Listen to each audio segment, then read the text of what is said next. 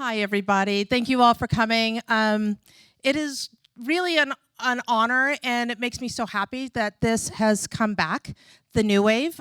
We enjoyed several years of just having a really good talk, a really great discussion, and then, there were the lost years. And we managed to get through them. And now we're back. And I couldn't be happier because it really is an amazing time to have such interesting and fabulous people coming to talk. We're at a point, I think, in the industry where the word diversity and DEI is losing its power. Or at the very least, it's becoming perfunctory. There are a lot of corporations doing programs that they label, but they aren't necessarily really changing anything. So it is really special to bring out a group of actors who are all very unique and diverse and have different backgrounds and lives so that we can talk about what's happening. And it's really exciting because this is a group of actors whose talent I think the world is really just getting to realize. So we get to hear from them now, and we get to see what they've learned, how they've learned it, and maybe we can all learn a little something from them.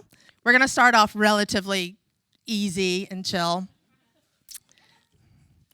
Recently, Taika Waititi gave a speech at the Hollywood Reporter Raising Voices luncheon, where he, at an unwritten script, because as he said, we're on strike, I'm not writing anything, proceeded to talk about the difficulty in asking people of color to come to a panel to explain how to fix diversity in the industry.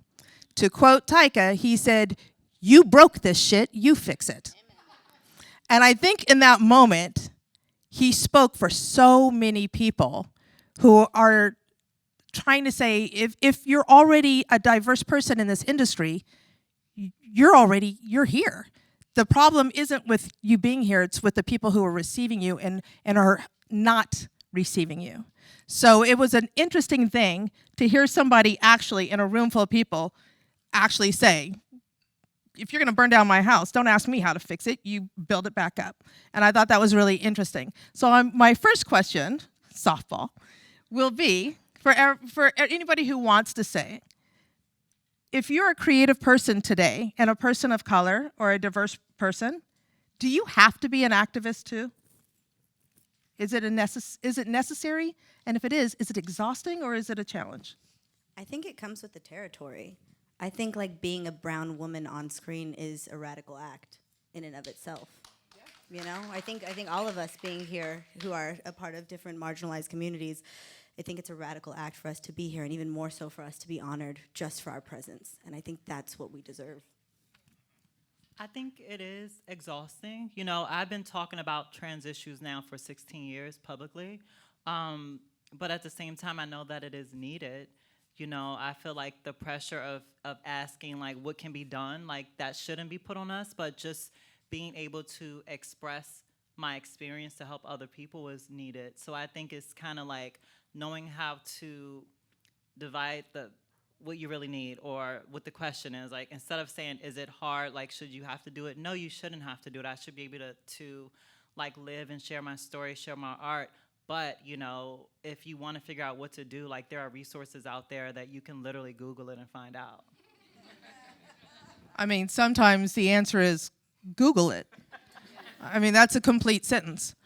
Anybody else want to join in on the... Karaoke. There we go. There you go. I mean, I guess, like, by virtue of being on a show that's about autism, I've become kind of like the person that's speaking about neurodiversity, disabilities, autism in this space, even though I've been acting, I've been a SAG actress my first job was like 2004. So there is a sense of like, oh my God, what happened? Like, is this a bad thing to, like, be out about? Because that was also a fear, right? There's like a lot of stigma to like be so forward and outspoken about something. And then there's like another sense of like, well, I mean, why is there like no differences on TV? Like, why do people that look like me like don't understand if they're autistic? Because there's just not enough creative diversity, you know, the characters being portrayed. So I guess it is what it is, and I don't know. I mean, I think ultimately nobody wants to have to do it. You shouldn't have to do it, but also if anybody is going to speak the truth, why not us? Because you never know if somebody's going to, and not everybody's going to have the same truth, so you can't just talk to one, which I think is one of the things, is the one in the room is an issue that we always have. And what I really like about everyone's show is that nobody is like the one necessarily, with maybe an exception, not just the one, a person of color or whatever, that it is a diaspora of ideas and people who are all either within the same family or within a same kind of unit.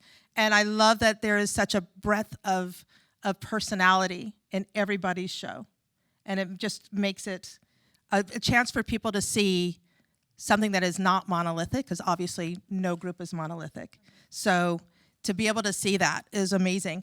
And one of the things that I really loved, Annie, because I love the dynamic of your show in the family unit, which I thought was really amazing. And in particular, that it was a strong Latino family, but not idealized to the point where they're no longer substantive, you know? Yeah. There wasn't, like, you dealt with issues, you dealt with perspectives and abuse and things like that, but that wasn't the thing.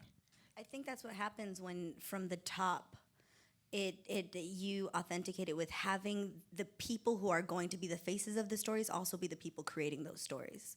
And I think that's how we get more of a universal idea that can touch everyone. Like, that's the reason why Everything Everywhere All at Once was such a success. I mean, it's such a specific story, and the more we get specific, the more everyone's like, wait, I identify with that. Like, I know what it's like to have a homophobic grandma and a racist tia, and you know what I mean? Like, we all deal with that in our specific communities, and I think the more we have brown writers, trans writers, Asian directors and producers, like, the more we have more of that at the top, the easier it is for all of us to do our job.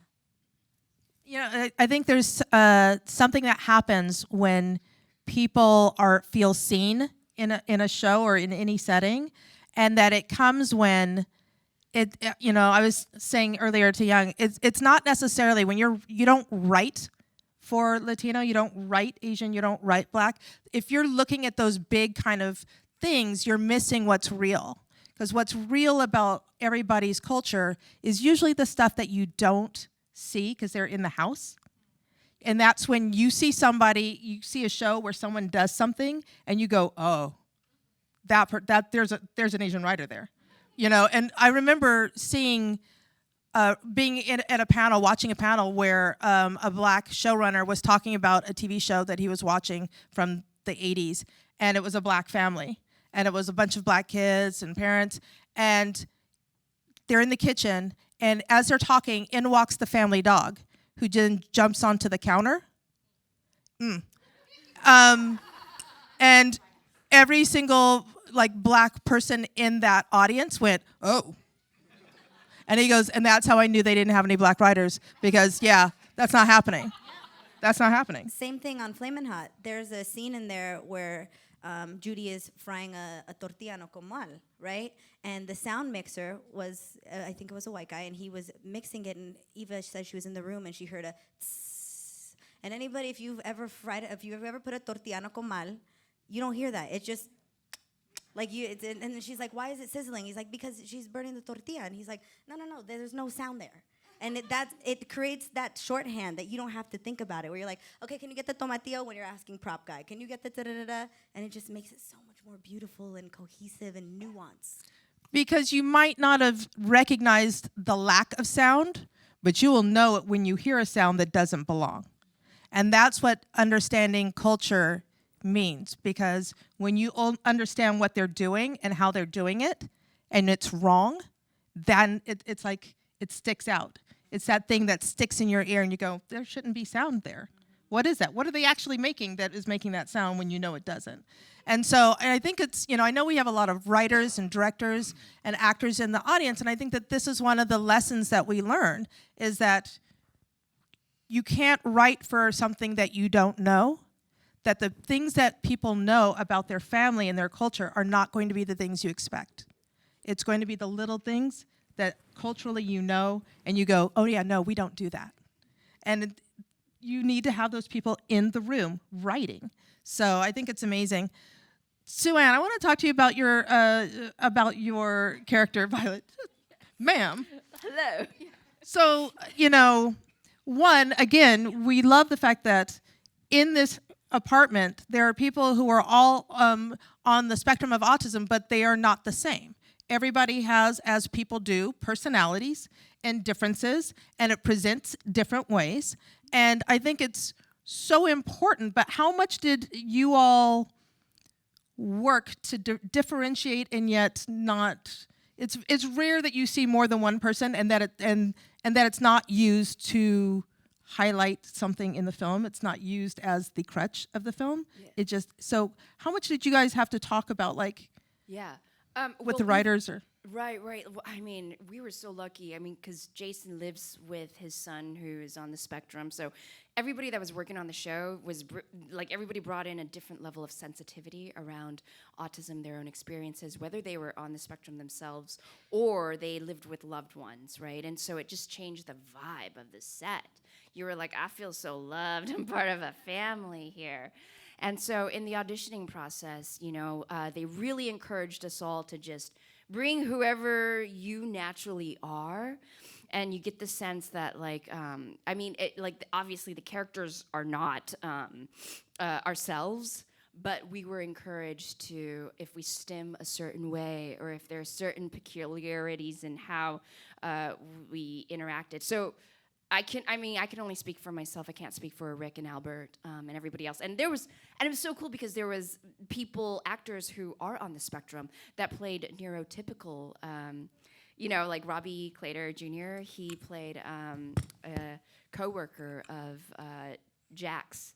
And he auditioned. I remember we were in the rooms auditioning at the producer's callback, and he was auditioning for Jack. So a lot of people got to play these neurotypical roles, and you wouldn't know. Lillian Carrier from Everything's Gonna Be All Right.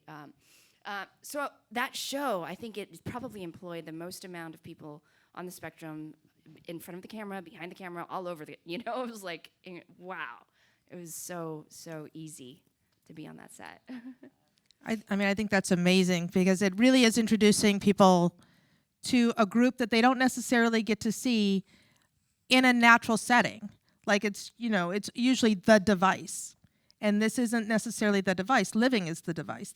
Existing is the device. This is simply a color that they wear on them that's ever present. So it's really interesting, and I really have enjoyed watching the dynamic of it all and just kind of discerning it. So if you haven't seen the whole thing, you really should. It's really interesting to see how people interact, even amongst themselves.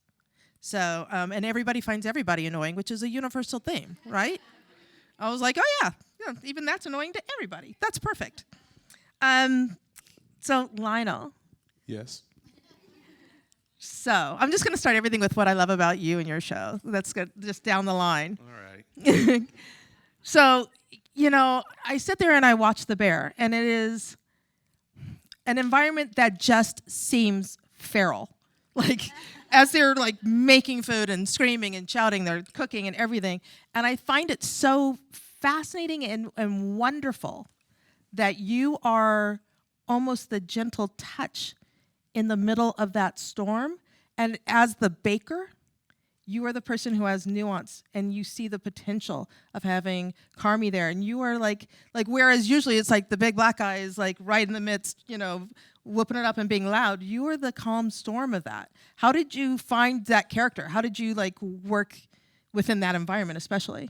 I think it's one part in the script. It kind of was like that was the character that Chris wanted, but also I was fortunate to go and stage, which is basically work at a couple restaurants.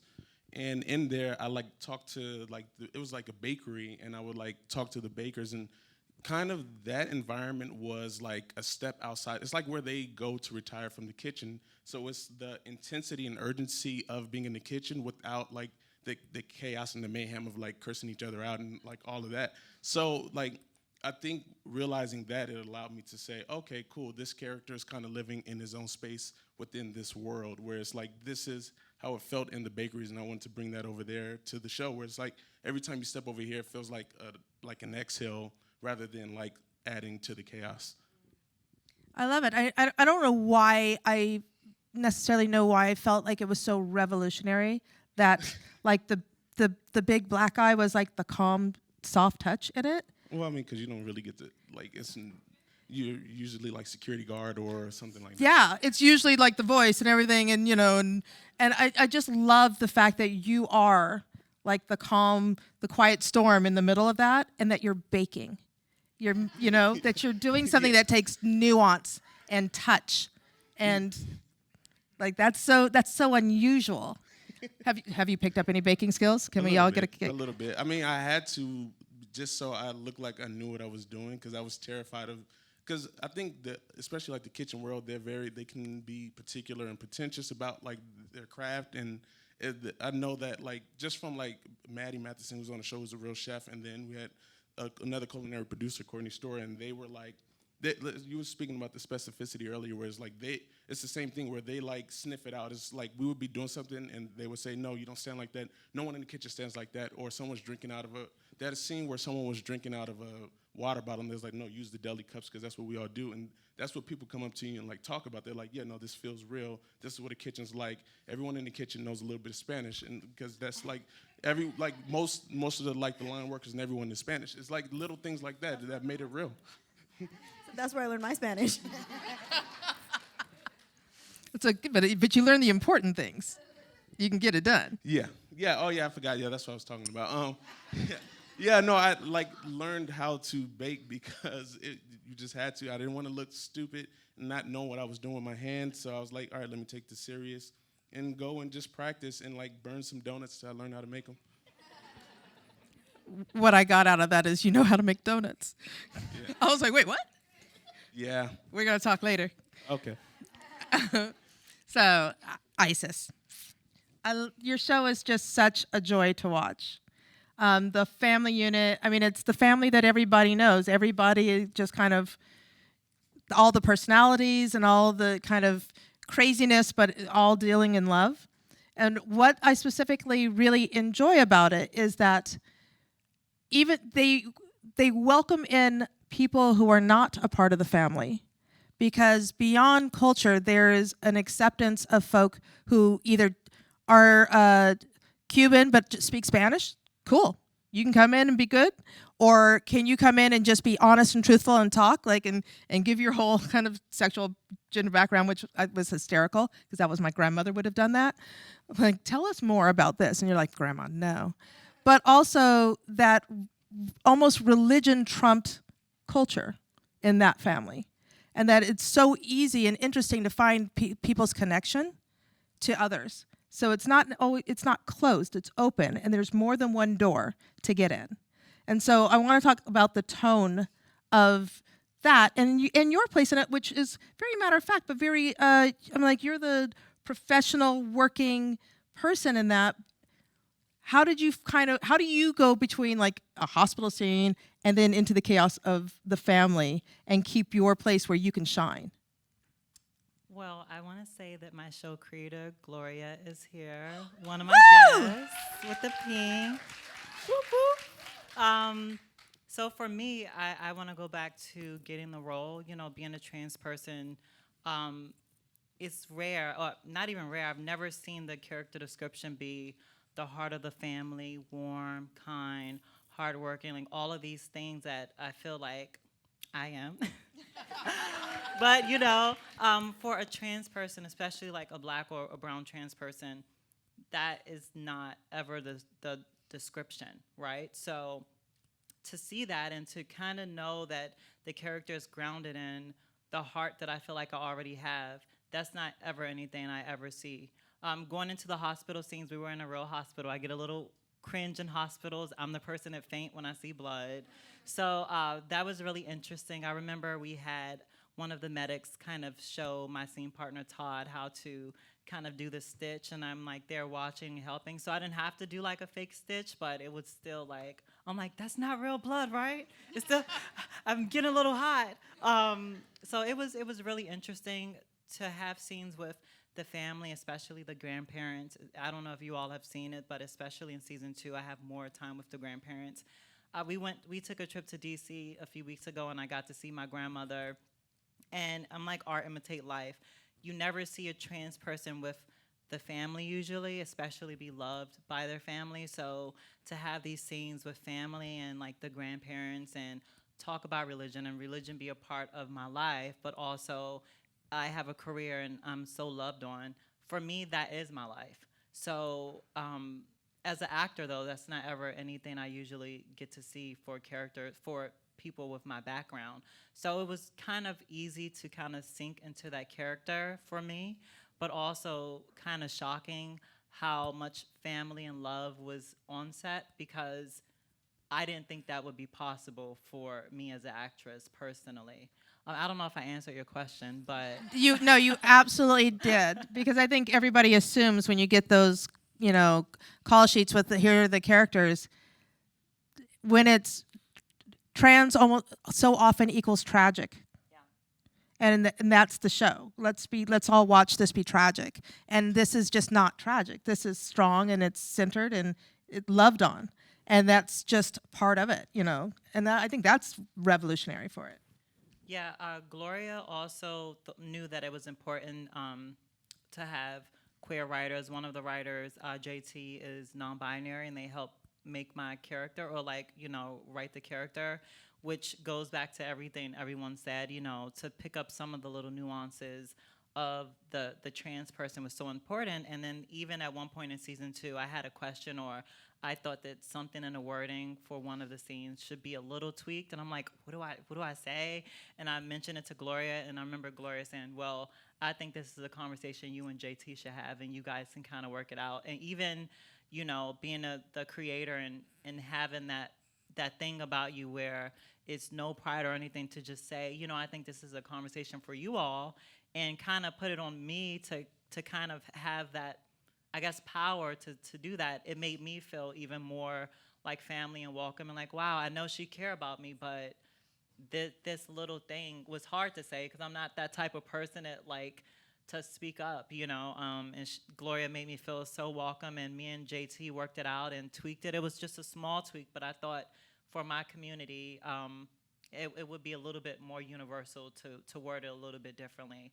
And for someone who has a little bit of imposter syndrome sometimes, to have that moment, to feel like, oh, wow, she want to hear my perspective of it, that made me feel really, really good. And also, I feel like season 2, if you haven't watched it, go watch it. I feel like, it made for an even better season, but also one where I could be even more, I can really sit into who the character was. But that was also because I was supported in the way I was by my cast and the creator. Thanks, Glo. Yeah, that's fantastic.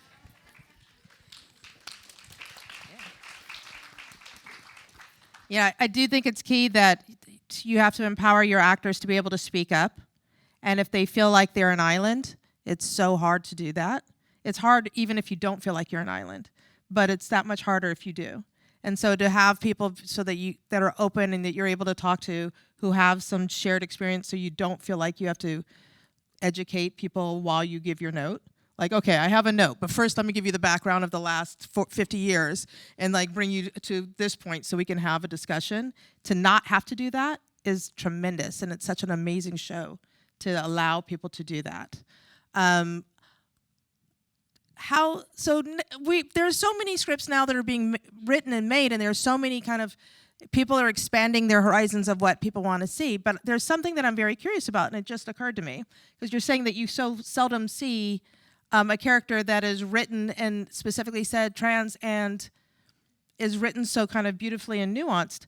But for casting, and this is a problem that I hear a lot for all people, when you're dealing with age and you're dealing with race and you're dealing with gender fluidity, when people want to find you, what's the proper way to find you? because in our world of how we hire, we're not allowed to ask. We can't ask age, we can't ask race, we can't ask these things. So how do people find you in the proper way? It can be anybody really, but you know. Josie? I guess I'm curious as to specifically your question or regarding like as far as like casting goes, like how we want people to find us. Do you mind speaking a little bit more on that? Yeah, I mean, so I remember specifically that I was asked this question, and that's why it's always stuck with me, because I didn't know the answer, is that are there agencies that are specific so that you don't have to ask the question? You just know you go there. That kind of thing. Is that the proper way, is finding the group that you know will give you what you want without you having to skirt that issue of asking people too many questions that are not yours to ask? Yeah, I mean, I'm with KMR, and they are the only agency that has a diversion division, which everybody knows because of Gail. And so if you're looking for anybody with a disability, I mean, you will come to now Katie McGrath, and they'll know exactly, you know, I think there was a script recently that called for a neurodiverse character, and boom, you know, you're in the pocket in the agency. Like, they have a whole spectrum of people. But I also think, like, it's not that hard. Like, I mean, what's his name on Euphoria? That man was, you know, on a corner of some street chilling, and now he's a movie star. And, like, you can find people. It's not that hard to find diverse talent. Like, we're out here. And I think if people just put in more effort, then, you know, it seems like they have been for the last several decades. I think, like, you can see people. There are beautifully talented trans actors and people with disabilities and just people in general that like haven't gotten their shot, and it's not that hard, and I feel like people don't really want to put in that effort. I agree that a lot of people don't want to put in the effort, but I also think people are afraid of how to go about it and taking a wrong step. In a lot of ways in filmmaking, we make film and television and a serious amount of fear of making a mistake, and so sometimes I think it's just easier. It's easier to smooth it out and say, look, just go to this agency, tell them what you want. There are agencies, tell them what you're looking for, and then you guys have an understanding without having to worry about it. And so it's something that I get people asking me, and I go, oh, it's a good question, but I didn't know the name, which I do now. Thank you. So yeah, I think it's an interesting thing because, you know, you do have to be careful. You do have to give people the space, and we do have federal law that we have to deal with. But you want to be inclusive. You want to be able to bring people in and protect the production and just not step in it. So the openness of people to tell you the truth and to tell you how to do it is just a huge thing to have for people. So thank you for that. Along this line, if you don't mind, Josie, you have so many credits, which I think I was like, wow, this kid started at like 1. I mean, like, so was it then, how did you go about expressing to industry when you decided, when you transitioned, how did you go about, and what could have made it easier from other people to you? Like, what would have made it easier to make that? I think in my experience, like, I mean, I just got into this industry like a lot of kids do, by it being just something that's a fun thing to do and an activity that like obviously comes with like a lot of privilege to be able to have family that are willing to support that activity, and, you know, move me to LA when I booked my first show when I was like 10 years old. And then it became like a job, which I didn't really realize, but I kept booking like these roles, and then it just like wouldn't stop. And then I sort of found myself like cornering this market of like a gay boy, which is like every single, you know, role with a gay boy in it, my name was in the script, where it was like, think me, you know what I mean? And so I feel like I was told who I was before I could realize who I was, which I think is a very damaging thing that our industry does to you, no matter what identity you come from. And I think, you know, I've known who I was since I was 4 years old in my heart, but I think as far as realizing that, it took several years, and I think it only made it harder that I was in an industry that was like shoving me into a corner, and everywhere I looked, I was like, I want to go out on the street and be myself and have these experiences, but I have, representatives and my parents telling me, like, hey, you can't wear that, can't be seen with that, because contractually you're obligated to show up as this person. And, I'm going to high school, and there's billboards of me on Sunset Boulevard, like, which, period. Like, I'm on Sunset Boulevard. But I'm also like, how am I expected to live my truth with that incongruence and that cognitive dissonance that existed for several years? And I think when my show on NBC got canceled that I had done in high school, I was obviously devastated because it was like my first lead role on like a broadcast network, but I was also sort of relieved because I describe it as like the water sort of boiling over, and that was the opportunity for me to finally step into my truth, and that's when I did that. That's tremendous. I mean, it's an interesting thing to see how, this industry does pigeonhole you, and they just keep piling it on no matter what you do, whatever what you say, and that's true of every kind of actor. That's just true of everybody. So the fact that you had a great family to help you do that, but also just that you had the wherewithal to say, you know what, I'm just going to do, which is amazing. And I know because you and I have something in common. Ooh, you're trans? No. Oh, okay, sorry. Not that one. I'm like, welcome. Yeah. This is like your coming out, imagine. I know.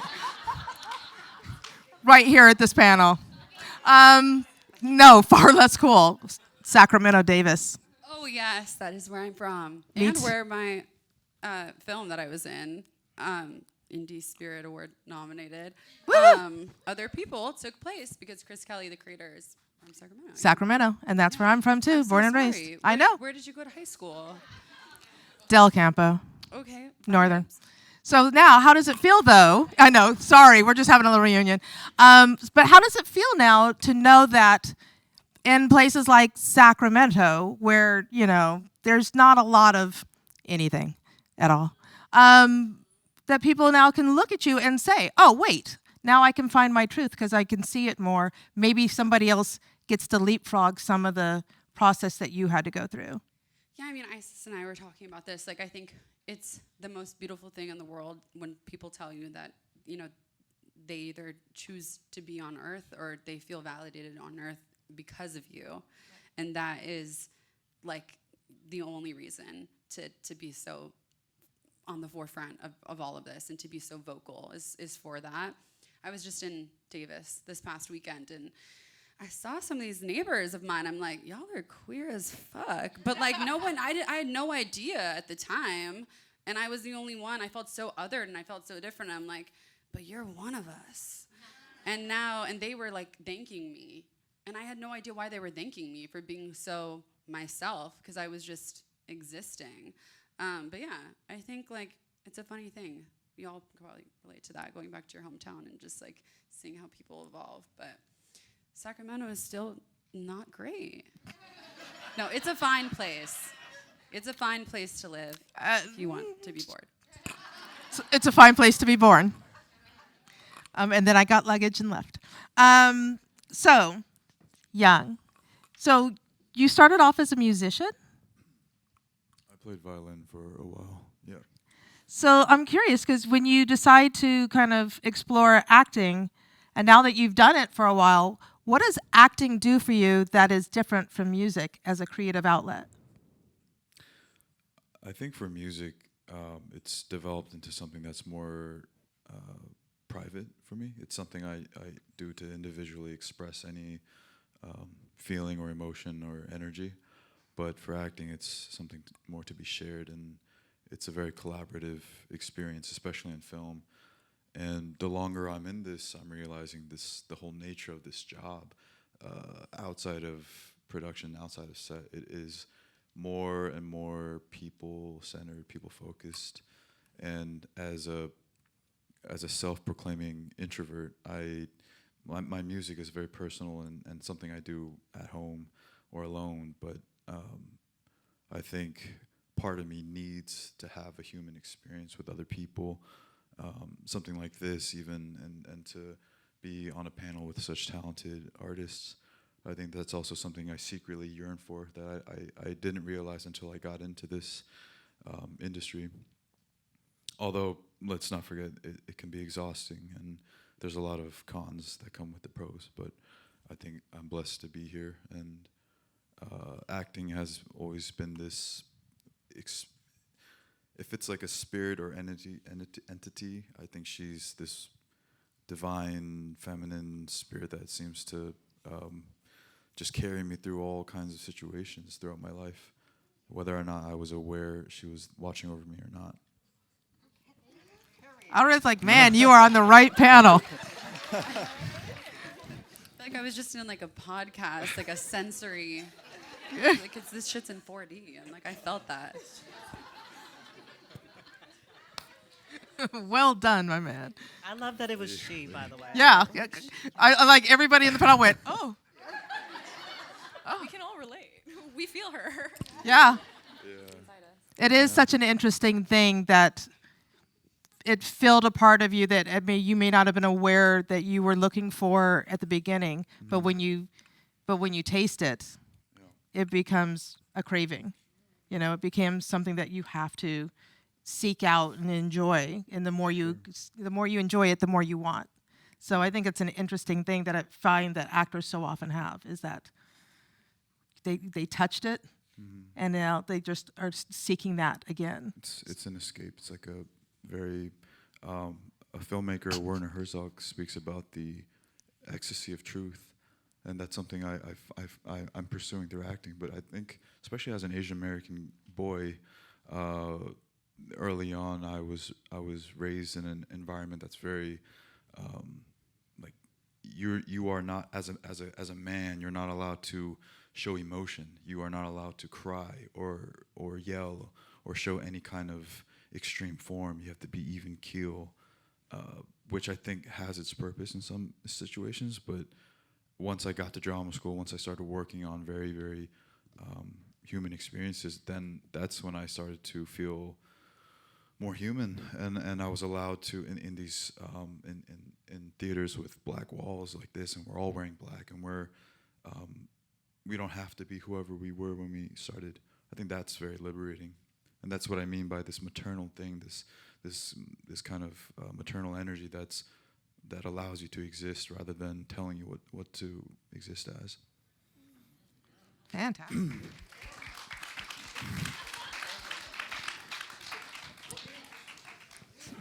I know. Period. I was like, so Lukita, sorry. You're gonna follow him? What I love about you and your wonderful show, Shrinking, is, yeah, by all means, that to obviously, like, Jason Segel is kind of a lead character, a lead actor in that, you know, he's the guy. But if he is kind of the earth, you're the sun in that show. Every relationship revolves around their relation to you. And I find that to be so interesting and so heartening that you're able to stand there dealing with the gravity of that. I'm going to keep that metaphor going. And able to hold up so well, because it's like the neighbors are taking care of you. Your father was lacking in taking care of you. The relationship with a new person, like all of that kind of comes to you, and you are the linchpin of that. If it doesn't work, then nothing works. So I'm wondering how you were able at a young age to be able to relate to everybody who has to then relate to you.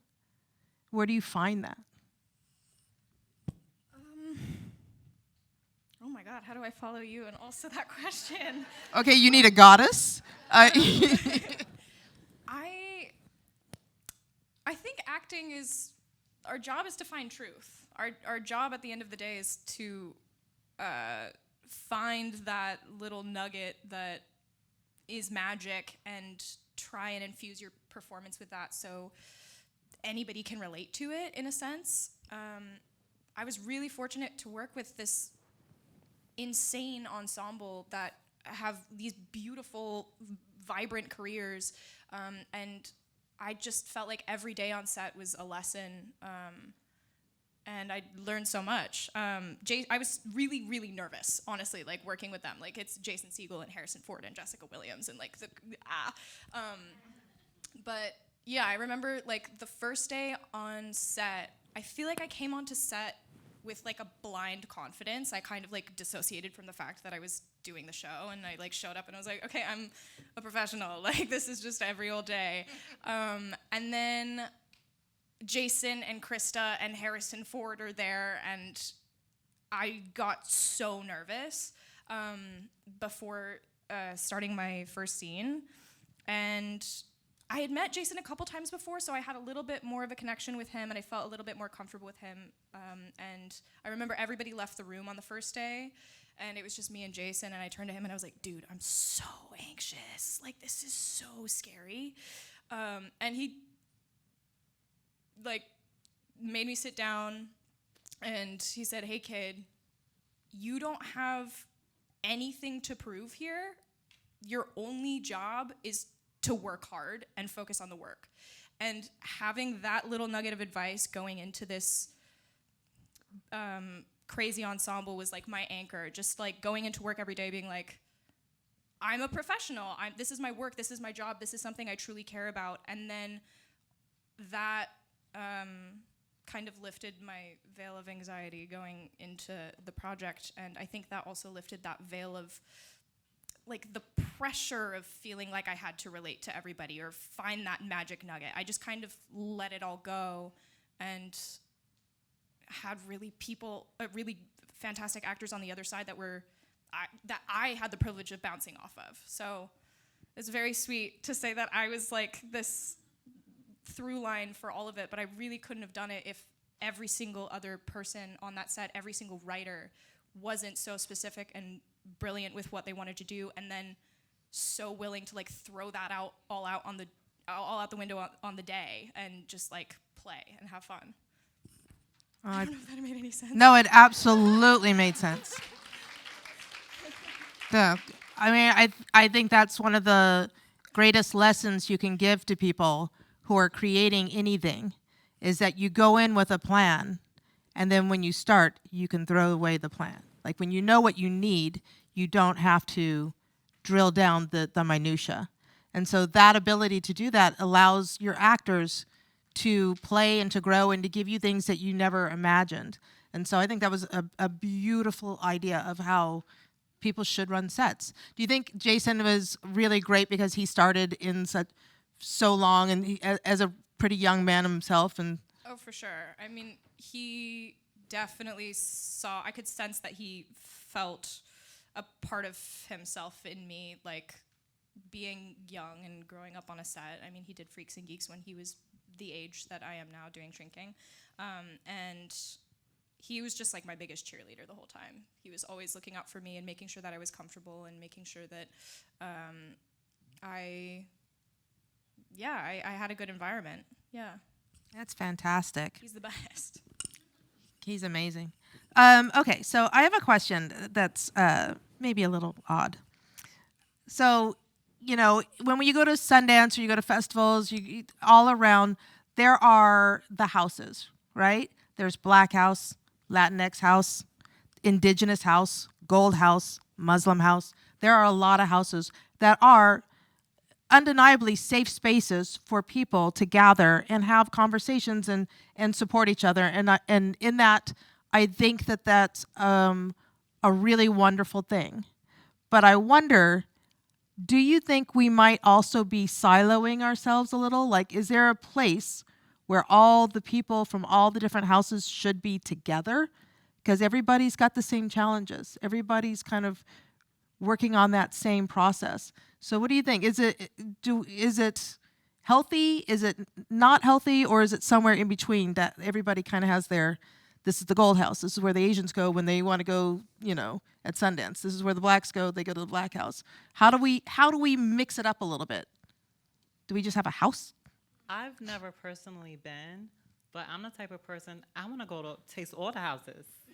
Like, I'm trying to go everywhere, you know. I know I feel so good in so many different spaces, but sometimes I know it is important, especially to be a person of color, to have, you know, when you might go somewhere, you might be the only person, you know. Sometimes it is important to have like-minded people around you to also celebrate with. But I'm the type of person, I'm trying to dip in and do it through all the houses, you know, meet everyone. So that's just me now. So I can't speak for nobody else. What do we think? Do we think is there a way where everybody can collaborate? Is there a way where we can all meet each other? It's just a difficult question. Apparently it is, because we have no houses like that. So. This is so rad. I'm sorry. I just did my genealogy, and I learned that we are. What house do you belong to, girl? I have to say, Sis. I know. But everybody on the planet is only as far removed as our 70th cousin. We're all family, guys. We're all you go back to the 70th cousin, you are like connected to every single human on the planet alive today. Like I was like, who's like I had an indigenous relative. I had someone who was French. I was like, where's all these people coming? You know, and they're somewhere down the road. I had a great ancestor that veered off, and we're connected. We're 7th, 8th cousins, and you know, so that's really cool, right? So, I mean, it's like, No, it's cool. It's an amazing perspective. Like, we are really just generations away from being in the same house, hanging out and being family. And so how do we get back there? How do we get back to being in each other's houses? Other than Isis, who's just gonna walk in the door. As long as you're not in the jailhouse, just go and have fun, you know. I feel like everyone should just go have fun, you know. I feel like you'll naturally meet people from different cultures, or just in general people who you vibe with.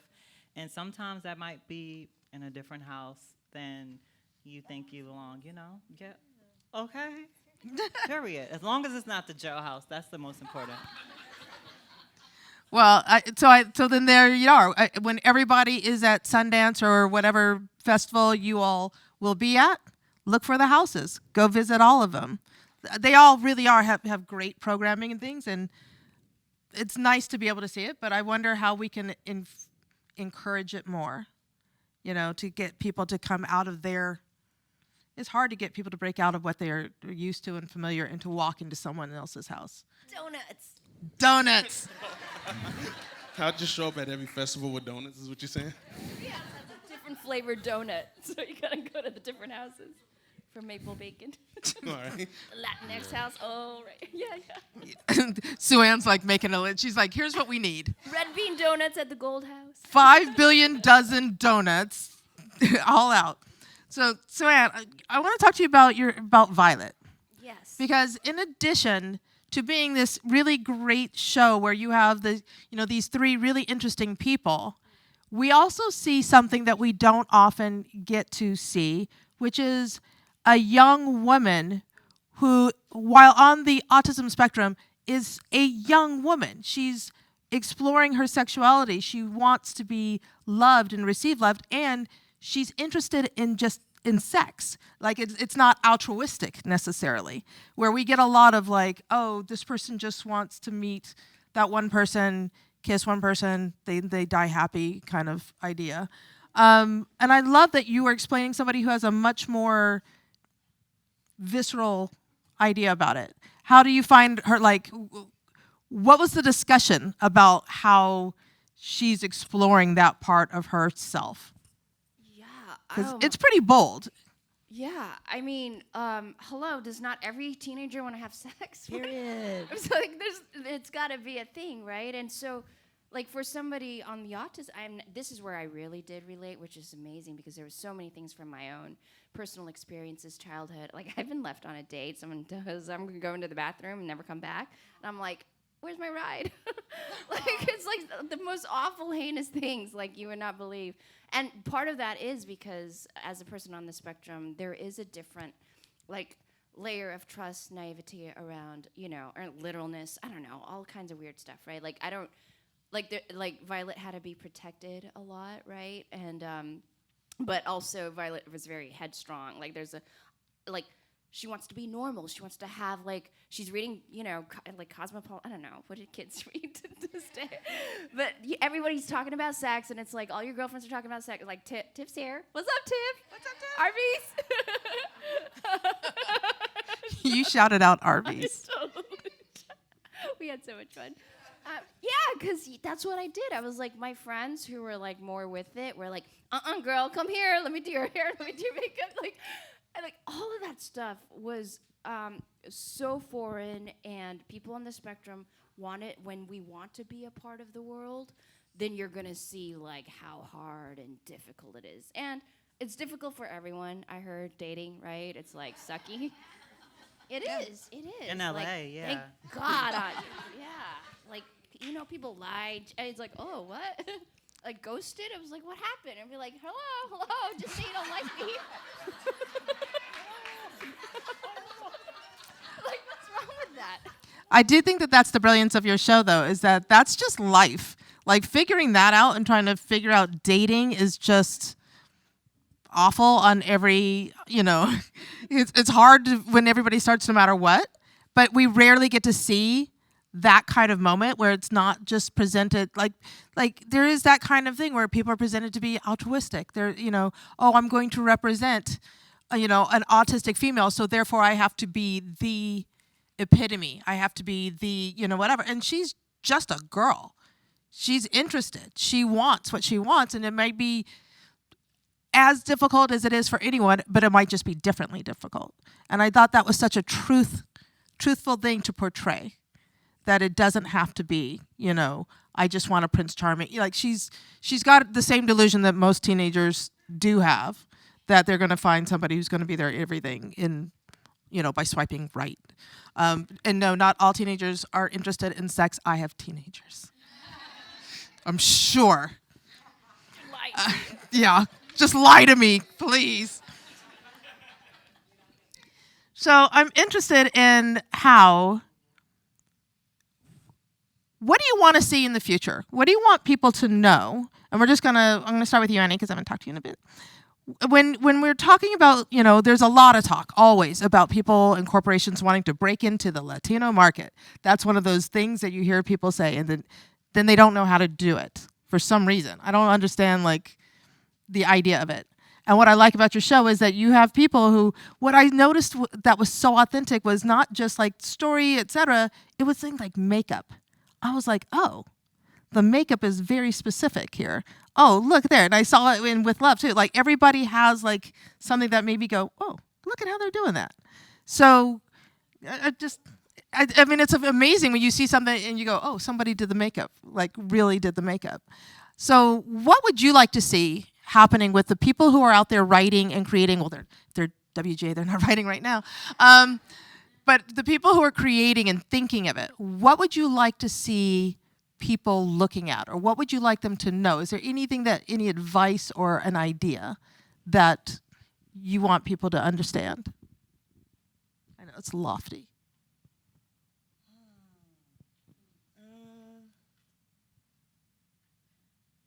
What do I want people to understand? I don't know. That's such an interesting question, only because, so I'm 6th generation, right? I'm American through and through. I'm also Mexican, and now I identify as Chicana. I feel like I grew up in East LA singing Barbra Streisand and Bette Midler. Like I was a Jewish woman my whole life until I went to East LA College and learned about Chicano studies. Like I didn't grow up speaking Spanish. I went to school with all Asian kids until I was about 8. Thank you, Mom. Until I was 8. Like I was speaking Mandarin before I was speaking Spanish. No lie. So I think what I want people to know is like I'm not a monolith. I'm an enigma, and accept me as so. I'm so, and I say this with the most groundedness. I'm so good at what I do in so many different facets. I sing, I dance, I act. And for so long, so many people would tell me, I don't know where to put you because you're a little Mexican girl from East LA. And like my talent can't be boxed into that. It's not an accent. It's not the way we do our makeup, even though that is important. Like, I would love to exist in a rom-com that's not titled a Latinx project. Right. Because I feel like the industry standards, like, what do I want you to know? Like, stop measuring me up against patriarchal white standards, is I guess. I mean, not for nothing, but that was a hell of a lesson. You're like, I don't know, and then dropped a truth bomb. Go ahead, Isis. I don't know what to really say after that. I feel like you said everything that I would want to say. The trans community is not a monolith. Like, we all have different experiences. We all have different identities within the trans umbrella. So, you know, listen to all of our stories. You know, they're not one and the same. We transition different. We have different perspectives. And also, book me. Like, that's the main thing. Like, book me. Yeah, that's what I would want them to know. Like, if you know someone, what? Book me. Book us. Book all of You us. know. And also, Pose is not here anymore. I would love to see more trans-focused shows. But also, I don't want it to be labeled an LGBT show. Like, I'm just living my life. So, yes, you could put it in the category, but also don't just put me in the LGBT category. Right. You know what I'm saying? Like, the bad bitch category. You know, okay. On a roster. You know?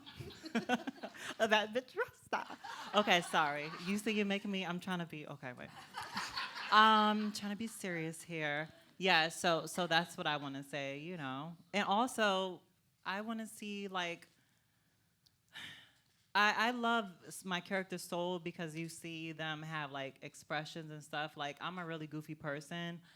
Like, we're goofy. Our stories don't always have to be so sad and dark. Like, I just want to be the one that, like, trips up and fall into the guy's arm because literally I'm really clumsy. I have bruises on me right now to prove it. Like, that's me, and I just want to see more of that because, like I said in so many panels, a lot of people don't see or meet someone who's trans, and you only see what you know in the press and tabloids or whatever it may be. So if you don't know someone who's trans, your idea of who we are might be different, you know? So why not see a character like Soul who is lovable and have a career and have so much support and love, so when you do meet someone who's trans, you will remember a character like Soul and you will know how to better interact with them instead of thinking that we're some freak show or horrible person or like we're there to be shady or, you know, what's the thing like when they like allure, I don't know, something. You get what I'm trying to say.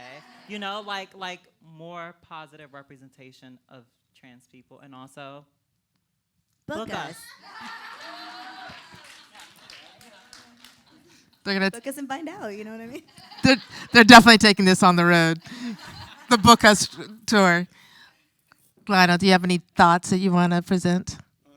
Well, I mean, I'll just piggyback on what they just said. I think on the other side of it, being on both sides of the camera, is just green light more unfamiliar shit, like weird specific things. That's what brings it about, because when you hire those people to make something, they're going to hire people outside of the 6 same people, because they're not like, oh, I just want Brad Pitt. They're like, no, it'd be cool to bring this specific person. I'm looking for something interesting. So I think that sums up everything. I don't need to go on a long tangent. That's all I got. It's fantastic, though. And it's statistically true that if you have people, diverse people behind the camera, every part of that production becomes more diverse. So, and not even singularly, but across, you know, cultures, et cetera. So it does. It makes a difference in front of and behind. So Ann, do you have any ideas you want to throw out there? A song? Yeah, I'm excited. I'm directing, and it's it's like so cool. It's it's a story written by a young autistic actress, and she's like not autistic enough for the casting world because it's all like based on Rain Man. So they're like, the casting directors would be like, but can you do that more like Rain Man? You know what I mean? And she's just right. And so how exciting, because of being like I was on As We See It. Like I'm pulling in talent like Tal Anderson, who played Gia, beautiful, incredible actress. like she is an editor, and she like I was like trying to put some moons because I love space. I was like, can somebody help me put a moon in this music video that I directed? And everybody was giving me these really intense, like it's gonna be like $100,000, whatever. You know, I was like, I can't do that. I'm like at home on my computer. And she was like, all you have to do is composite it and put it in the background. And that was it. So like there's so much untapped talent, and people who you know, like I'm lucky that our producer, Suzanne Ellis, is president of Beacon Pictures, but she has 2 kids, and, you know, one of them's on the spectrum. So they have a shorthand where it's like they understand, like Easter Seals is here, what's up? Somewhere. So there's like an ease and a shorthand of people in the industry who do understand. No, there's a lot of talent. Like, put them in animation, put them in the VOs. Like, these kids can act. I mean, Anthony Hopkins, hello, guys.